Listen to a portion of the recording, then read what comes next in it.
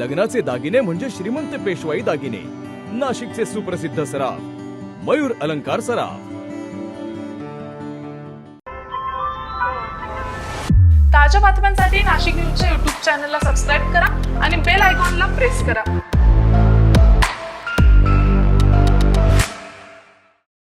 नाशिकमधून एक मोठी बातमी समोर येते. भल्या सकाळीच अन्न आणि औषध प्रशासनानं दूध बाजार परिसरामध्ये धाड टाकली आहे.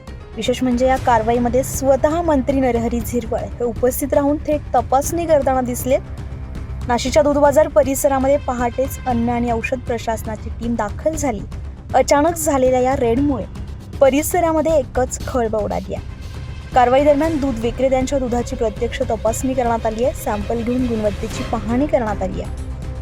या संपूर्ण कारवाईमध्ये मंत्री नरहरी झिरवळ स्वतः उपस्थित राहून अधिकाऱ्यांना सूचना देताना दिसले.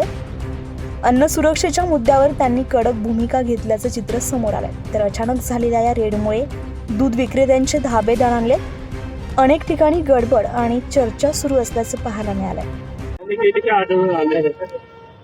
आता इथं आपल्या शालिमारच्या दूध बाजारात जेवढी आपण सॅम्पल घेतली, डेअरी डेव्हलपमेंटची लोक आपल्या बरोबर आहेत, त्यांच्याकडे 9 प्रकारच्या टेस्ट या तात्काळ होत असतात. प्राथमिक अंदाज त्याच्यातून येतो. तर सगळ्या ठिकाणी तसे निगेटिव्ह रिपोर्ट आलेत. याचा अर्थ आज तरी, आजच्या मितीला तरी ह्या दुधात कुठल्याही प्रकारचं इतरत्र भेसळ आढळून आलेलं नाही.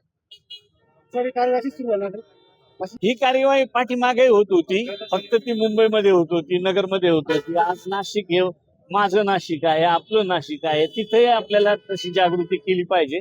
म्हणून आजपासून पुढं कायमस्वरूपी अशा पद्धतीची कार्यवाही केली जाईल. आपण दूध विक्रेत्यांना मी सूचना म्हणजे त्यांच्याकडून एक माहिती काढली का आज किती लिटर तुमच्याजवळ दूध आहे.